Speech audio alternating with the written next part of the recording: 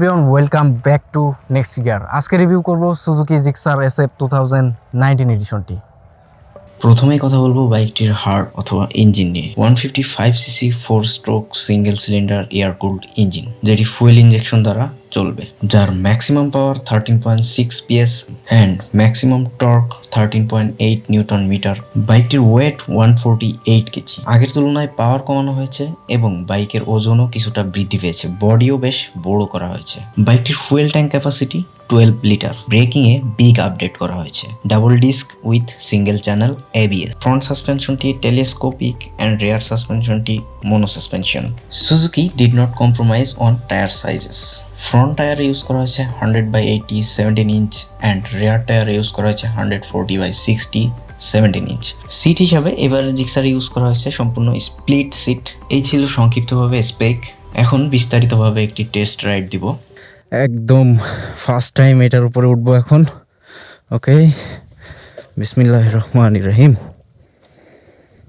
Wow, nice meter. Okay, প্রথমে বসার পরে যে ফিলটা হলো, সিট হাইট বেশ কম, যার কারণে আপনার সব ধরনের রাইডাররা কমফোর্টেবল ফিল করবে। তো এখন বাইকটাকে স্টার্ট দেই। ওকে,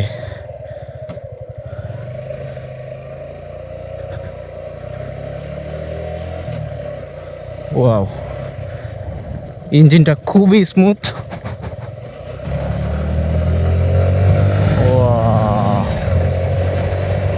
fine fine, wow wow, super smooth bike, super smooth. প্রথমে কথা বলতে হয় ইনস্ট্রুমেন্ট ক্লাস্টারটা নিয়ে। ইনস্ট্রুমেন্ট ক্লাস্টারটা ফুললি লোডেড অফ ফিচার, সব কিছু পেয়ে যাবেন। Gear indicator, speedometer, trip meter, odometer, time, সব কিছু পাচ্ছেন এই মিটারে, এবং আগের মিটার থেকে এটা আরেকটু বড় এবং মোর ক্লিন। এরপরে সবচেয়ে আকর্ষণীয় যেটা, সেটা হলো এটা একদম ফুল ফেয়ার্ড স্পোর্টস বাইক এখন। আগের জিক্সারটা কিন্তু ফুল ফেয়ার্ড ছিল না, শুধুমাত্র ক্লিপ অন হ্যান্ডেল বারের জন্য। এটা 3 পার্ট ক্লিপ অন হ্যান্ডেল বার এখন ইনস্টল করাতে এটা সম্পূর্ণ একটা ফুল ফেয়ার্ড বাইকে রূপান্তরিত হয়েছে। ইঞ্জিন কমিউটার সেগমেন্টের হইলেও আপনি কিন্তু ফুল ফেয়ার্ড বাইকের ফিলটি পাচ্ছেন।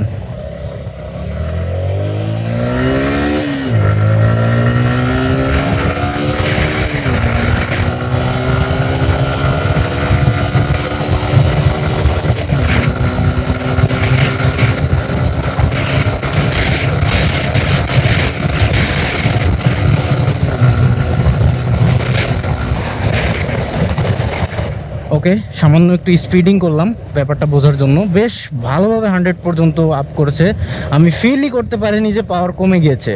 সো 100 পর্যন্ত ইজিলি আপনি আপ করতে পারবেন, কোনো সমস্যা হবে না, আপনি ফিলও করবেন না যে পাওয়ার কম। আসলে আর পাওয়ার কম বলতে তো 0.7 PS পাওয়ার কম আগের জিক্সার থেকে, যেটি অবশ্যই টপ স্পিডের জন্য একটু সমস্যা করবে। হাই ইন্ডেজে একটু কম পাওয়ার পাবেন, কিন্তু আপনার ফিল করার খুব কম মানুষই এটাকে ফিল করতে পারবে আমি মনে করি। ওকে, আর কর্নারিংয়ের ব্যাপারে বেশ জোস, কারণ আগের টায়ার ইউজ করা হয়েছে টিউবলেস রেডিয়াল টায়ার, যার ফলে গ্রিপও ভালো পাবেন, খুব ভালোভাবে রাইড করতে পারবেন বাইকটি। আগের জিক্সারের যে লুকিং গ্লাসটা ছিল, এটা আরও বেশি জায়গা নিত, এখন কিন্তু বেশ হ্যান্ডেলের পজিশনে আছে, যার কারণে আপনি সিটি ট্রাফিকেও আগের লুকিং গ্লাসটা যেমন সমস্যা হতো, এটা কিন্তু অতটা সমস্যা হবে না। তারপরে সামনের যে উইন্ডশিল্ডটা ব্যবহার করেছে, এটা আসলে খুবই ছোট, দেখেন হ্যান্ডেলবারটা এখানে আর উইন্ডশিল্ডটা এখানে, তো এটা অ্যাডজাস্ট করে নিতে হবে, আদারওয়াইজ আপনার উইন্ড এইভাবে প্রোটেক্ট করবে না। কারণ এই যে এইভাবে বসার পরেও দেখেন অ্যাকচুয়ালি হচ্ছে না, মানে উইন্ড ব্লাস্ট হবেই। তো R15-এর পাশে রাখলে কোনো অ্যাঙ্গেলে এটিকে খারাপ লাগে না আমার লুকিংয়ের দিক থেকে। ইঞ্জিন পারফরমেন্সে R15 এগিয়ে থাকবে, এটি যেহেতু এয়ার কুলড ইঞ্জিন। আমার তো সুজুকির ইঞ্জিন খুবই ভালো লাগে, শুধুমাত্র এদের এক্সেলারেশন পাওয়ার এবং টপের কারণে, কিন্তু আনফর্চুনেটলি এই বাইকটিতে একটু কমিয়ে দিয়েছে জিনিসটা। সেটা কোনো ব্যাপার না, আপনি তার জন্য আরও অনেক কিছুই পাচ্ছেন বাইকটিতে। তো ফার্স্ট রাইড করে আমার কাছে মনে হয়নি একবারের জন্য যে পাওয়ার খুব কম। আচ্ছা, এবার আসি ব্রেকিংয়ের ব্যাপারে। বাইকটিতে ইউজ করা হয়েছে single channel ABS. Single channel ABS থাকাতে আপনি পিসের ব্রেকটা একটু সতর্কতার সাথে করে সামনেরটা ইচ্ছা মতো কামড়ায় ধরতে পারেন, কোনো সমস্যা নাই। সো ব্রেক নিয়ে কোনো টেনশন নাই। আমি একটু ব্রেক করি। ওয়াও, আমার পিছনের চাকা কিন্তু স্কিড করছে। সো এই যে এইটাই মানে সতর্কতার সাথে করতে হবে। সামনের চাকা স্কিড করবে না, এটা আমি মোটামুটি শিওর, কিন্তু পিছের চাকা কিন্তু স্কিড করবে। সো যতটুকু সম্ভব পিছের চাকার ব্রেকিংটা একেবারে যতটুকু কম ধরা যায় সেটা হবে best. Wow, what a handling! Wow, cornering, oh my God, heavy bike. এখানে প্রচণ্ড বাতাস হচ্ছে, তারপরেও মানে এই যে উইন্ড ব্লাস্টের থেকে আমি রক্ষা না পেলেও বেশ ফুল ফেয়ার্ড বাইক হওয়াতে কিন্তু আপনার উইন্ডের থেকে প্রোটেক্টেড থাকা যায়, যেটা আপনার নেকেড স্পোর্টস বাইকে কিন্তু আপনি উইন্ড থেকে মোটেও রক্ষা পাবেন না। ওকে, তো এখন কুইক 0 to 100 টেস্ট করব। রেডি, 1 2 3।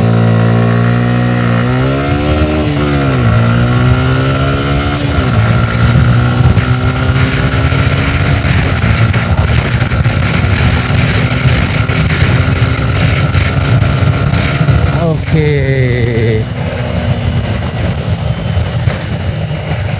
First attempt complete. এখন আমি আবার সেকেন্ড অ্যাটেম্প নিব। রেডি, 1 2 3।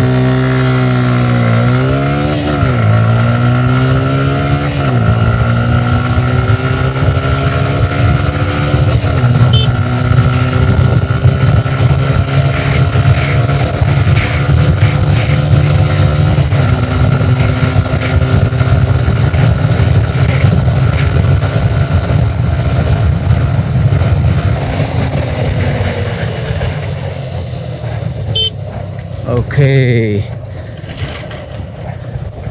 বেশ খানিকটা স্পিড আপ করলাম, আর জায়গা ছিল না, থাকলে হয়তো টপ স্পিড অ্যাটেম্পটা কমপ্লিট করতে পারতাম। যাই হোক, আপনারা দেখলেন 0 to 60 এবং 0 to 100 পারফরমেন্স কেমন, এটার বেশ ভালো, খারাপ না। ওকে, আবারও বাম্পি রোডে যাচ্ছি। অ্যাকচুয়ালি সাসপেনশনটা একটু হার্ড, তুলনামূলক একটু হার্ড। বাইকটাতে অ্যাকচুয়ালি সারপ্রাইজিং কোনো পাওয়ার নাই, বাট একেবারে খারাপ যে তা না, কম্পিউটার হিসাবে ওকে আছে, কোনো সমস্যা নাই। ফুটপ্যাকটা একটু পিসের দিকে, আবার অতটাও না, বেশ কমফোর্টেবলি পার্টি রাখা যাচ্ছে এখানে, ফেয়ার্ডের ভিতরে বেঁধে যাচ্ছে না। যেমন আপনার বাইকটা লো হইলেও কিন্তু অনেকটা আপনি হাই হাইটেড পার্সনও কিন্তু বাইকটি রান করতে পারবে, বিকজ অফ এটার ফুটপ্যাকটা একটু পিসের দিকে, যার কারণে আপনার ফেয়ারিংয়ের ভিতরে আপনার পাটা আটকে যাবে না। অনেক স্পোর্টস বাইকে কিন্তু পা আটকে যায় ফেয়ারিংয়ে, সেটা এটাতে সেই সমস্যাটা হবে না। আপনার হাইট যদি 5 ফুট 5-এর উপর থেকে বা 5 ফুট 4 থেকেই অলরেডি এই বাইকটা আমি মনে করি যে কেউ রান করতে পারবেন। তবে একটা রিকোয়েস্ট থাকবে, যে কেউ যে কোনো বাইক কেনার ক্ষেত্রে একবার অন্তত বসে দেখবেন যে আপনার হাইটটার সাথে এটা যাচ্ছে কি না। আর যদি পারেন একটা টেস্ট ড্রাইভ দিতে পারলে আপনার ফ্রেন্ড ফ্যামিলি অথবা যে কোনো জায়গা থেকে বাইকটি যদি টেস্ট ড্রাইভ দেন, আপনি নিজেই বুঝতে পারবেন যে আপনার অ্যাকচুয়ালি কি করা দরকার। এরপরে আমি যেহেতু হালকা স্পিডিং করেছি, তো টপ স্পিডে পারফরমেন্স অতটা ওয়েল না, তবে as a commuter segment bike that's enough. সাসপেনশনের কথা তো বলেছি, একটু হার্ড সাসপেনশনটি। আর যে উইন্ডশিল্ডের কথা বলেছিলাম, দেখেন আমি এখানে পুরাটা যদি করি, সেক্ষেত্রে কিন্তু আপনার এই যে উইন্ডশিল্ডটা, এটা কিন্তু আমাকে প্রোটেক্ট দিচ্ছে না, মানে উইন্ড ব্লাস্টের হাত থেকে এটা আমাকে কোনোভাবে রক্ষা করতে পারতেছে না। সো এটাই বোঝাতে চেয়েছি যে উইন্ডশিল্ডটা আর একটু বড়ো হইলে, যেমন R15 V3-তে আমরা উইন্ডশিল্ডের নিচে চলে যেতে পারি, যার কারণে উইন্ড ব্লাস্টের হাত থেকে আমরা রক্ষা পাই। আর যেহেতু এটা FI বাইক, মাইলেজটা কিন্তু বেশ ভালো, খুব ভালো মাইলেজ পাওয়া যাবে বাইকটিতে। মাইলেজটি কোম্পানি ক্লেম করছে 45 কিলোমিটার পার লিটার, যেটি ইউজার বেসিসে 42 থেকে 50 কিলোমিটার পার লিটার পর্যন্ত পেয়ে যায় অনেকে। হাইওয়েতে গেলে একটু বেশি পায়, আর সিটিতে থাকলে আর একটু কম পায়। তো এটা আমি মাইলেজ টেস্টের অনেক ভিডিও করেছি, আপনারা অনেকে দেখেছেন, অ্যাপ্রিসিয়েট করেছেন। আমি চেষ্টা করব এটারও যদি মাইলেজ টেস্ট করা সম্ভব হয় আমি করব। মেনলি এক্সস্ট সাউন্ডটা বেশ ভালো লাগে আমার কাছে। সুজুকি জিক্সারের এক্সস্ট নোটটা তো এমনিই ভালো, ডুয়েল ব্যারেল এক্সস্ট, যার কারণে এক্সস্টের সাউন্ডটা বেশ ভালো এবং রানিংয়ে থাকলে আপনি এক্সস্টের সাউন্ডটা শুনে বেশ মজা পাবেন। তো এই ছিল মোটামুটি টেস্ট রাইড রিভিউ। ভিডিওটা যদিও অনেক লং ছিল, তারপরেও আশা করছি অনেক তথ্যবহুল ছিল। সো ভালো লাগলে অবশ্যই লাইক, কমেন্ট, শেয়ার করে সাথে থাকবেন। আল্লাহ হাফেজ।